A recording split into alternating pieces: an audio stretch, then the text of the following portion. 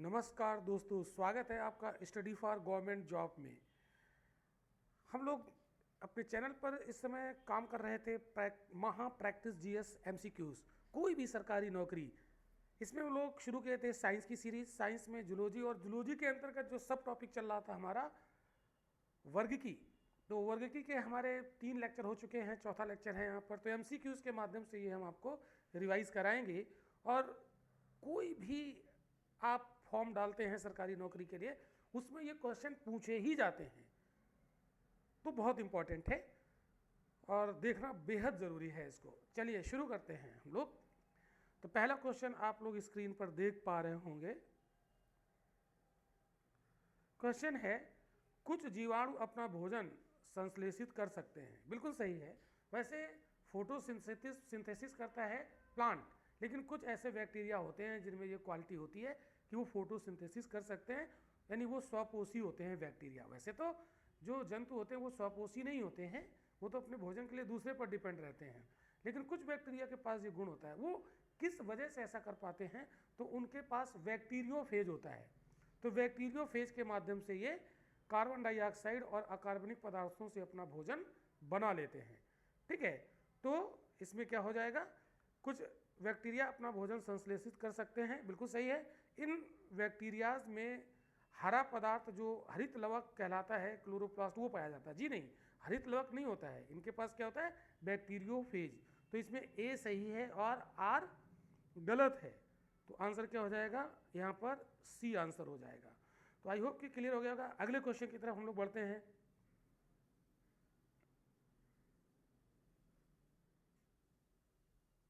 अगला क्वेश्चन,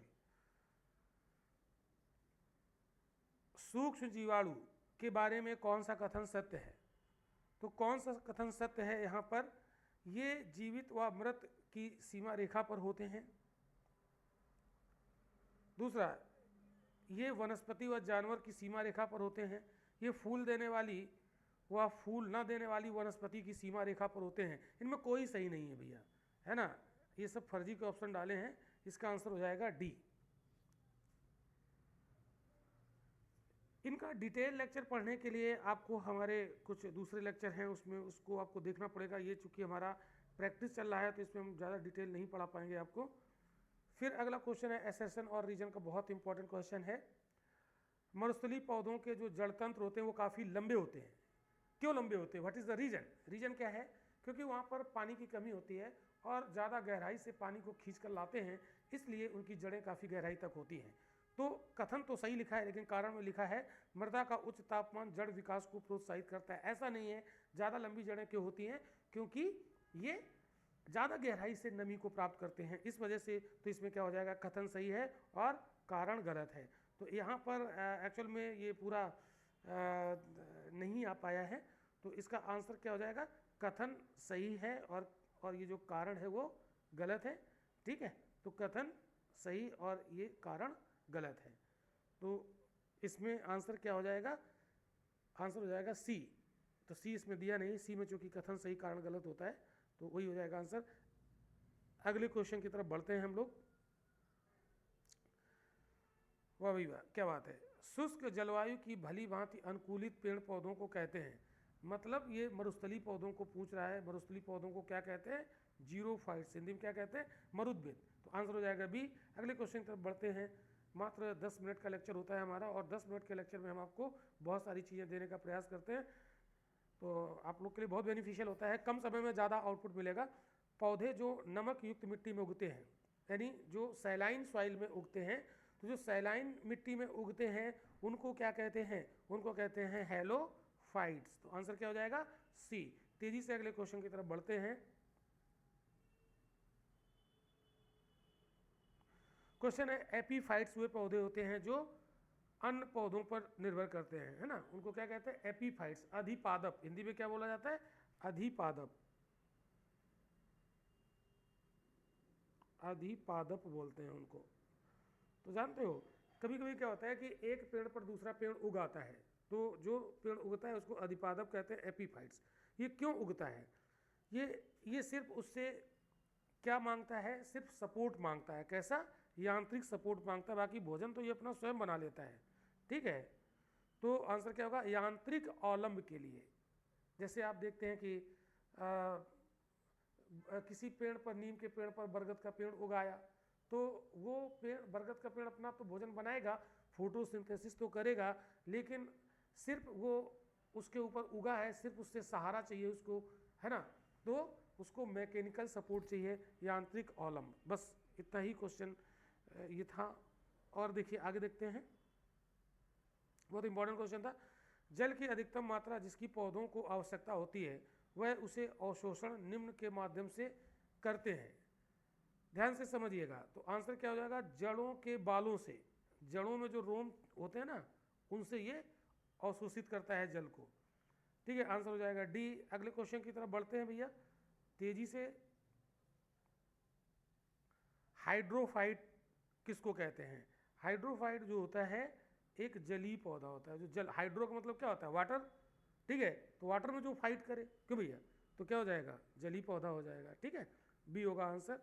अगला क्वेश्चन, अगले क्वेश्चन की तरफ तेजी से बढ़ते हुए, पौधों द्वारा ली गई विकिरण ऊर्जा निम्न परिणाम देती है। पौधों द्वारा ली गई विकिरण ऊर्जा निम्न परिणाम देती है। तो जल का प्रकाश अपघटन होता है इस ऊर्जा के माध्यम से, तो आंसर हो जाएगा ए। अगले क्वेश्चन की तरफ बढ़ते हुए, आर्की बैक्टीरिया के एक समूह को उत्पादन के लिए उपयोग में लाया जाता है। आर्की बैक्टीरिया किसके लिए लाया जाता है, मीथेन के लिए।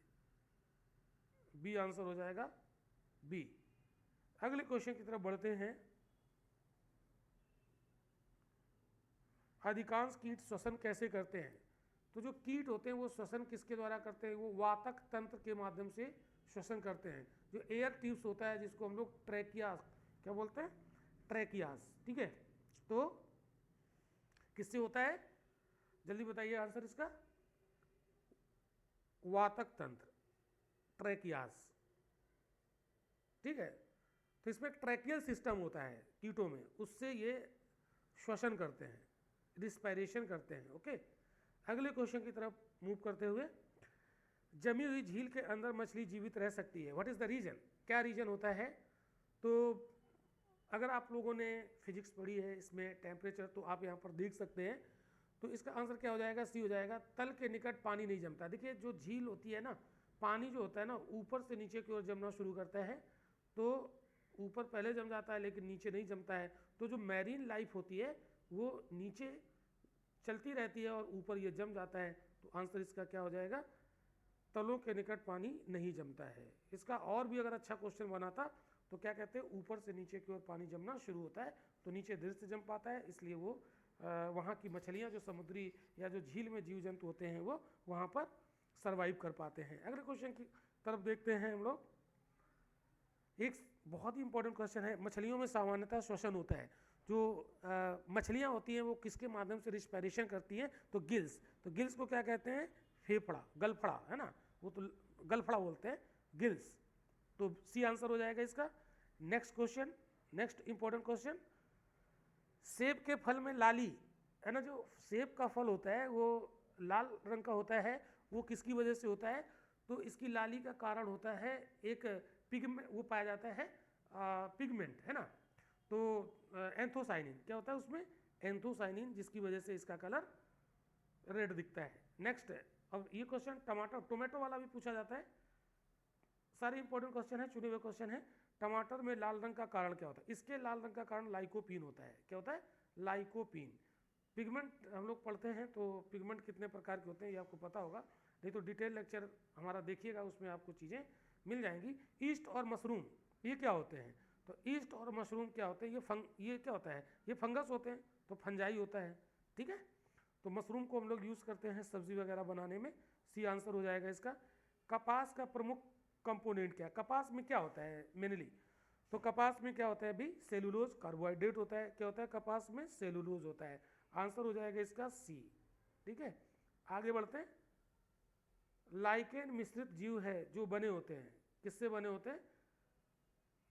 हाँ, जल्दी से बताने का प्रयास करिए। तो आंसर होगा इसमें कवक और शैवाल। क्या होता है? कवक और शैवाल, यानी फंजाई प्लस एल्गी, इससे बनता है एक सिम्बायोटिक फॉर्म, सहजीवन। उस सहजीवन को क्या कहते हैं? लाइकेन। तो लाइकेन क्या है? एक सिम्बायोटिक फॉर्म होता है किसका? फंजाई और एल्गी का। तो ये जो सिम्बायोटिक होता है सहजीवन, इसका मतलब है कि एक अकेले जीवित नहीं रह पाएगा, एक अकेले सरवाइव करने में कैपेबल नहीं है। तो दोनों एक दूसरे की मदद करते हुए अपने जीवन को आगे बढ़ाते हैं, जैसे हम बने तुम बने एक दूसरे के लिए। बस वही कॉन्सेप्ट यहाँ पर लगता है, ठीक है। तो फंजाई जो होती है वो फोटोसिंथेसिस नहीं कर पाता है तो भोजन नहीं बना पाएगा, और एल्गी उसे भोजन बना के देगी, तो फंजाई उसे मिनरल्स वगैरह सपोर्ट करेगा।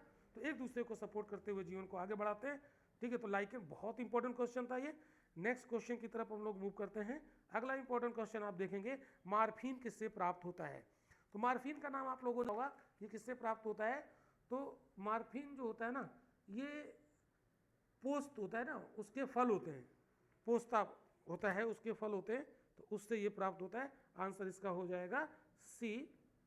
अगले क्वेश्चन की तरफ हम लोग बढ़ते हैं, और ये आज के लेक्चर का अंतिम क्वेश्चन होगा, अफीम पोस्त पौधे के किस भाग से प्राप्त किया जाता है? तो ये फल होता है, तो फल यहाँ पर कहाँ है? सी में। तो ये अधपके फल से प्राप्त होता है। कैसा होता है? अधपके फल से प्राप्त होता है। तो आज के सेशन का ये लास्ट क्वेश्चन था, बहुत इंपॉर्टेंट, बेहद ज़रूरी सेशन है। तो ये हमारी सीरीज चल रही है, तो इस समय हम पढ़ रहे हैं इस सीरीज में बायो, और बायो किसी भी एग्जाम के लिए बहुत इंपॉर्टेंट होती है। कोई भी सरकारी नौकरी का आप फॉर्म डालते हैं, ये बहुत इंपॉर्टेंट होती है। अभी लेखपाल आना है, यूपी पुलिस आना है, सबके लिए बहुत इंपॉर्टेंट होती है। तो आप देख रहे हैं study for government job by Raveen sir. ये हमारा कॉन्टैक्ट नंबर है। अगर आपको कोई यहाँ पर इशू होता है, कोई आपको जानकारी लेनी है क्लासेस के बारे में, डिटेल लेक्चर अगर पढ़ने हैं, तो आप हमारे पेड ग्रुप को भी ज्वाइन कर सकते हैं। तो देखिए, आप लोग इसका लाभ उठाइए और कमेंट करिए। कोई आपको पूछना है कुछ, तो हमारा नंबर दिया है, कमेंट करिए। कुछ आपको स्पेशल क्लास चाहिए, आप कमेंट में बताइए, तो वो आपको प्रोवाइड कराई जाएंगी। देखने के लिए बहुत बहुत धन्यवाद। मिलते हैं अगले लेक्चर में। Thank you.